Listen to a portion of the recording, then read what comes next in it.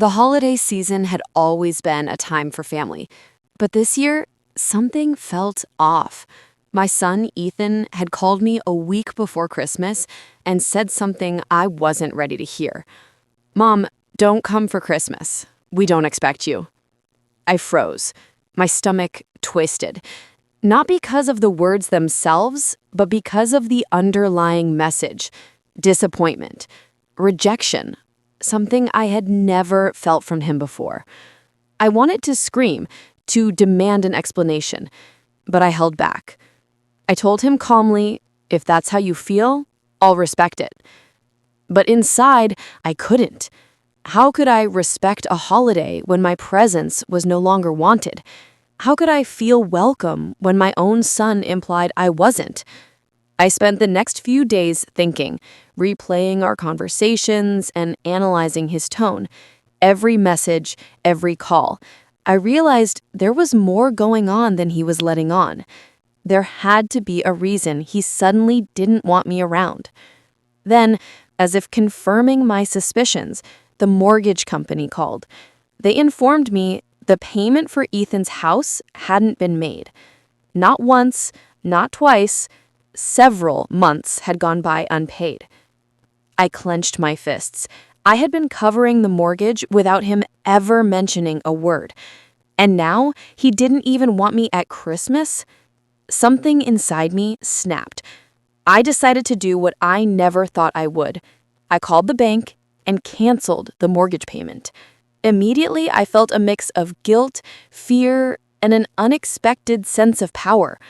This was my way of showing him consequences, of showing him that actions have results. After my conversation with Ethan, I couldn't stop thinking about the missed mortgage payments. Something about the way he reacted, half shame, half anger, told me this wasn't just about money. There was a secret he hadn't shared, and I had a feeling it was bigger than I imagined. That afternoon, my phone buzzed with a message from Emily, Ethan's wife. "Mrs. Reynolds, can you come over? Something's wrong." I didn't hesitate.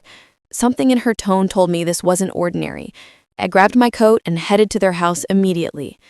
When I arrived, Emily was pacing the living room, her face pale and eyes red from crying. She barely acknowledged me at first, and then blurted out, "Ethan left. He took the car, packed a bag, and he said he needed space." I froze. He left? When? "This morning," she said. "He didn't tell me where. He just left." I felt a chill. This wasn't just him needing a break from Christmas. This was him disappearing entirely. "Do you know why he left?" I asked carefully. Emily shook her head. "I think it has to do with the mortgage and something else. I found a letter in his desk drawer. I didn't open it until this morning, and I don't know what to do with it." My heart raced. "A letter?" "Yes," she whispered. "It's addressed to you." My stomach tightened. What could Ethan have written to me? And why leave it in a drawer instead of handing it over? Emily handed me the envelope, shaking. I unfolded it carefully. The handwriting was unmistakably Ethan's. My eyes scanned the page, and my heart sank as I read the first lines. "Mom, I don't know how to face you right now. I've been hiding things. Things I should have told you long ago. I didn't want to worry anyone, but now I can't ignore it anymore." I swallowed hard. This confirmed what I had feared. Ethan wasn't just over. The letter in my hands weighed heavier than any envelope ever had. Ethan had admitted to falling behind on the mortgage, but there was more. Much more. My mind raced, trying to piece together what he could possibly be hiding. Emily looked at me nervously. "Mrs. Reynolds, I think it's about money, but I don't know how much worse it is than the mortgage." I nodded slowly. "Let's find out." I carefully read through Ethan's words again. Hidden between confessions of shame and fear, a detail stood out. "I didn't tell you or Emily, but I'm behind on my student loans too. I thought I could handle it, but I've been ignoring the notices, hoping they would somehow go away. They won't." My stomach turned. Student loans, unpaid bills, mortgage problems. The financial stress he had been carrying alone was enormous. No wonder he felt like he needed to disappear. Emily gasped. "I didn't know. I thought they were paid off years ago. He never mentioned it once. I set the letter down, trying to steady myself. Ethan has been hiding all of this. It's no longer just about a missed mortgage payment. He's overwhelmed with debt and shame, and instead of asking for help, he ran. She wiped a tear from her cheek. He's never been this desperate before. What do we do now? I took a deep breath. First, we have to find him. He can't face this alone. And second, we need to understand exactly what he owes and how serious it is. Emily nodded. Do you think he's in danger? Mentally, I mean. With all this stress, I'm afraid he might, I don't know, do something reckless. I looked at her, my heart aching. Fear and shame can push someone to extremes. That's why we have to reach him before he does anything he'll regret. But we also have to approach this carefully. He's scared, not reckless by nature. I picked the letter back up. Ethan had written, I can't let anyone see how much I've failed. I'm ashamed. I can't face Emily or you right now. I just need time, space, to figure out how to fix this. Time, space. His words were clear, but the message behind them was alarming. He didn't just need a break. He needed to hide from everything he feared he couldn't control. Emily leaned closer. Do you think he left because of the mortgage or the loans? Or is there something else we don't know? I paused. There was always something else. The drive to Ridgeview Cliffs was quiet. Emily sat in the passenger seat, nervously fidgeting with her hands, while I gripped the steering wheel, my mind racing. Every mile felt longer, every curve sharper. The thought of Ethan alone at the cliffs made my chest tighten. I just hope he's okay, Emily whispered, breaking the silence. What if he hurt himself? I shook my head. He's scared and ashamed, yes, but he's not reckless. He's never been that way. He just isolates when life gets overwhelming.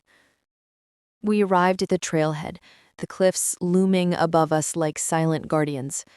The wind howled, carrying a bitter chill. I could already imagine Ethan standing at the edge, lost in his thoughts, the weight of his secrets pressing him down. Officer Hayes was waiting. Good, you're here, he said. We've scanned the area and set up cameras. Witnesses reported seeing him head toward the cliffs early this morning. He hasn't left yet, but he's alone. Approach carefully. Emily swallowed hard. I just want him safe, that's all. I don't care about the mortgage or the loans. I just want him back. I nodded. We'll bring him back. But first, we need to understand what he's thinking.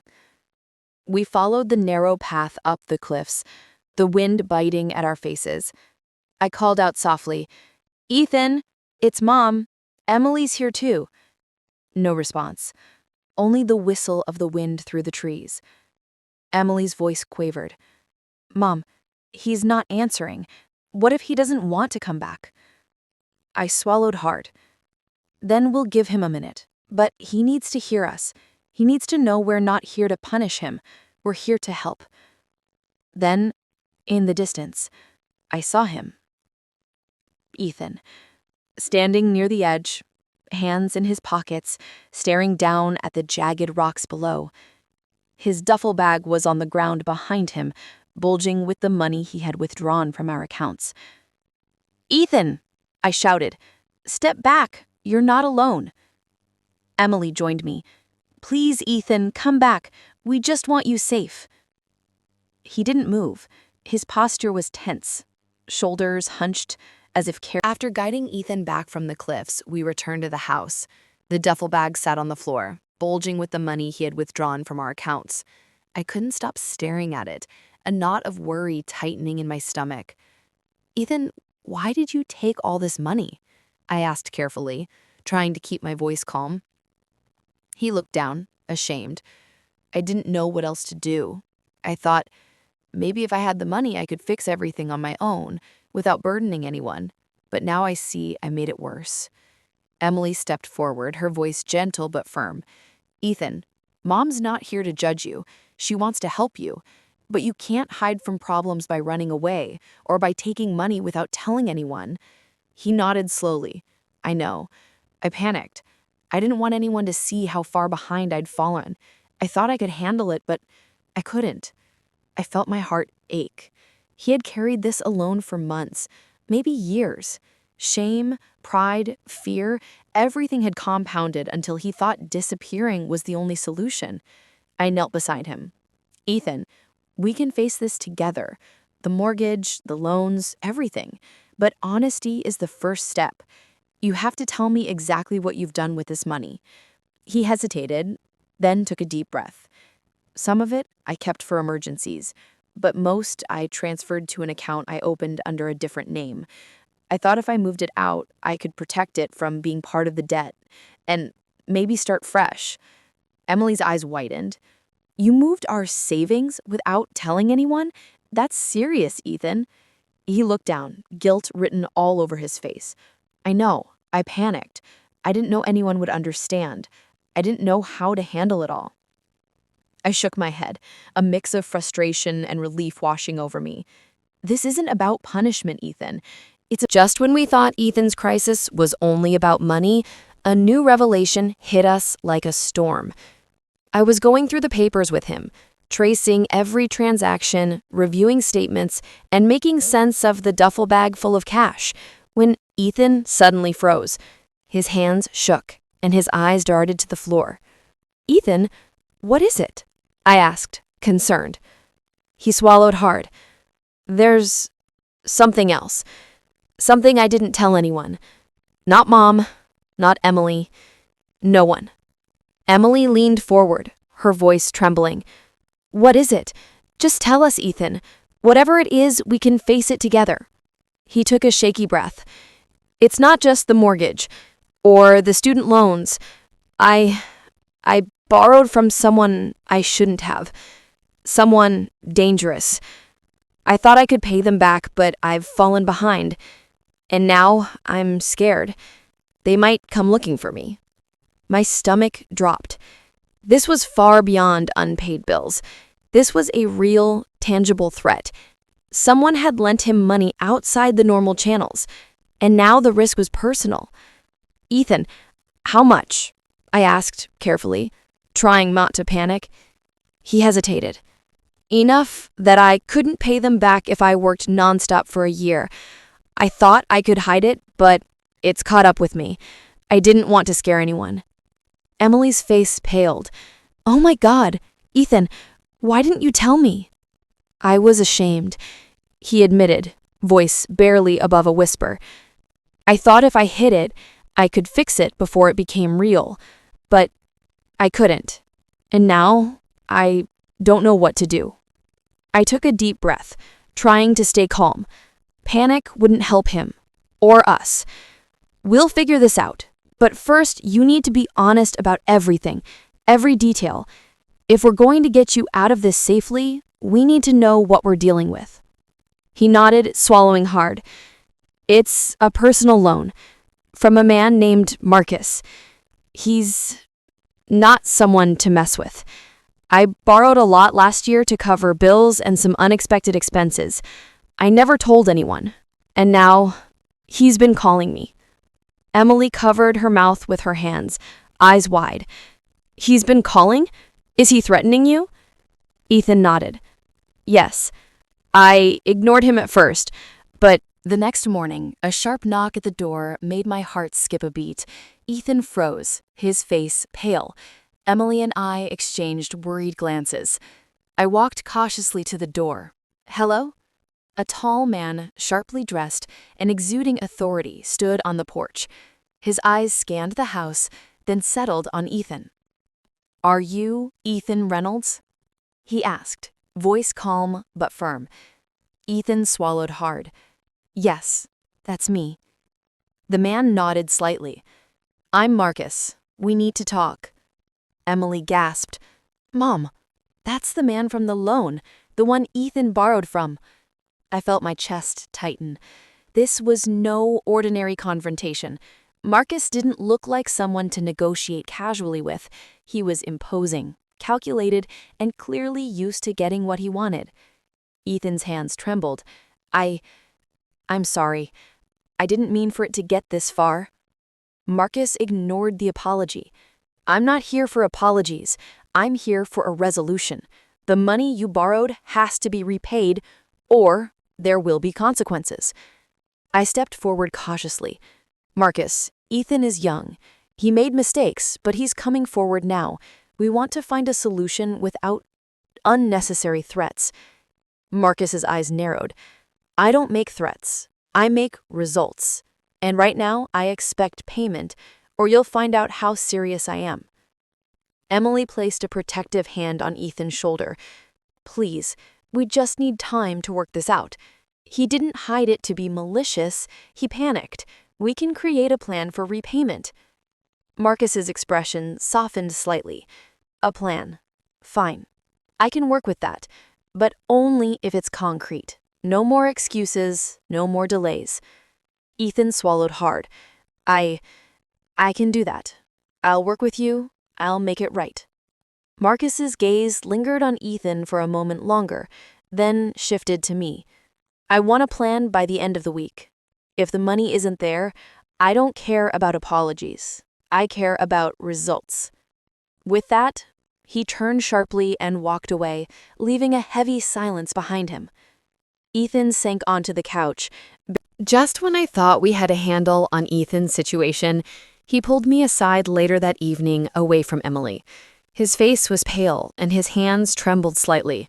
I knew immediately something was wrong. "Mom, there's something else," he said, voice barely above a whisper. "Something I haven't told anyone." I felt my stomach knot. "Ethan, whatever it is, you need to tell me. Hiding it only makes things worse." He swallowed hard, eyes darting to the floor.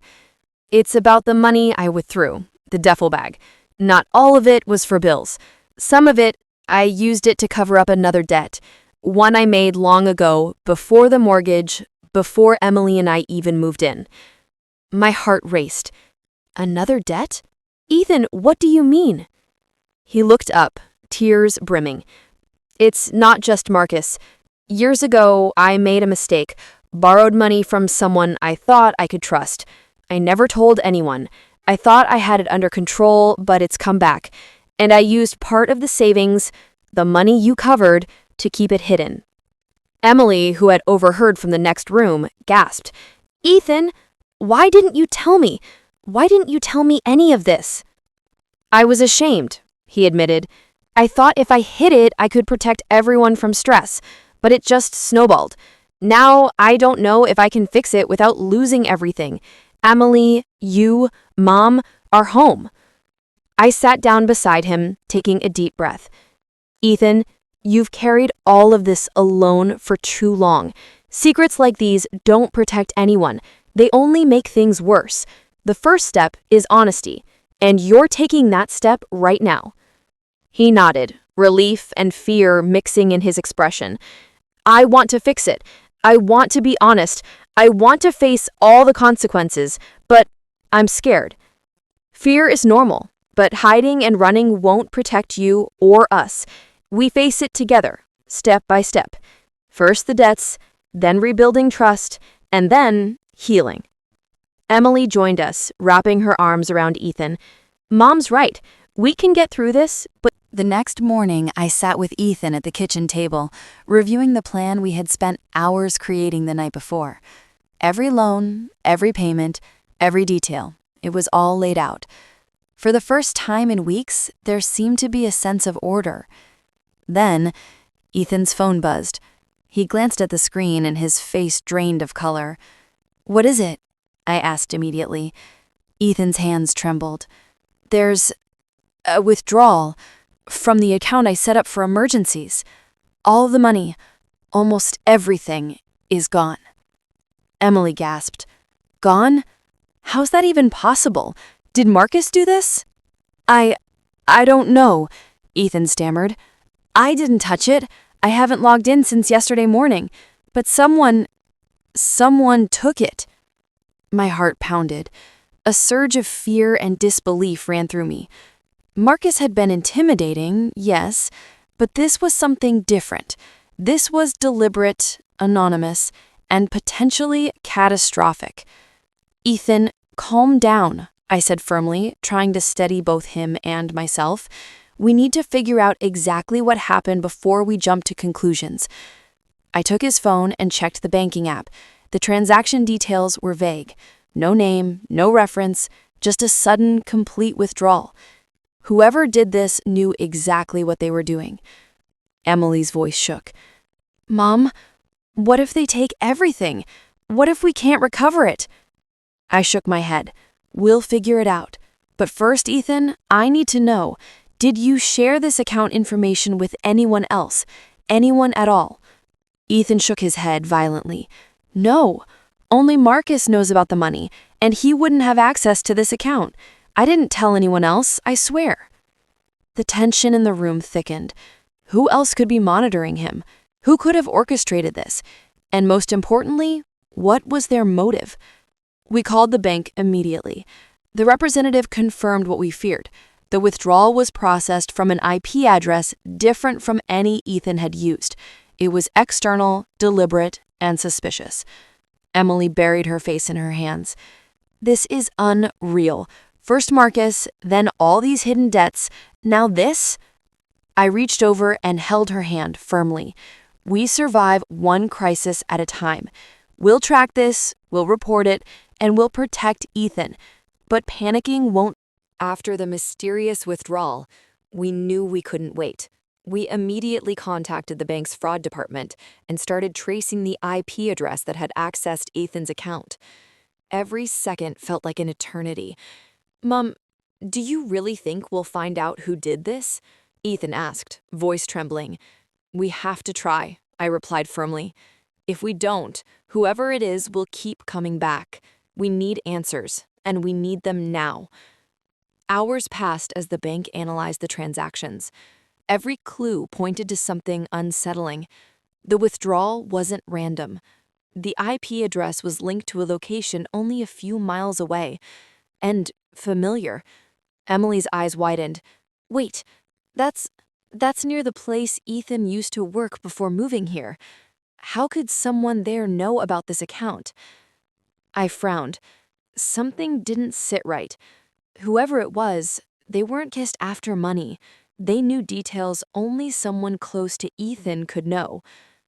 Then, the bank agent's voice came over the line.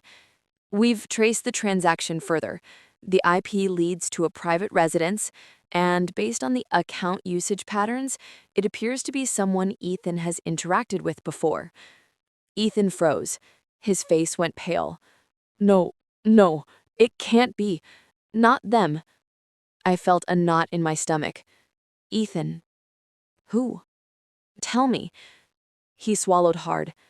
It's my old friend, someone I trusted years ago. I thought they were gone from my life, but they've been watching, tracking me, and now they know about the money, the debts, everything. Emily's eyes widened. Mum, they've been monitoring him this whole time? Ethan nodded, eyes filled with fear. I never thought they'd come back, but they did. And now, they've taken almost everything I had left. I don't know what they want or what they'll do next. I clenched my fists. Whatever it is, we'll handle it. But first we need to protect Ethan and secure what's left of the money. Then we deal with this friend, this person who's betraying your trust. Emily whispered, Mom, this is getting worse and worse. It was late afternoon when the knock came at the door. My heart sank as I glanced at Ethan. His face went pale, and Emily instinctively stepped closer to him. I took a deep breath and opened the door.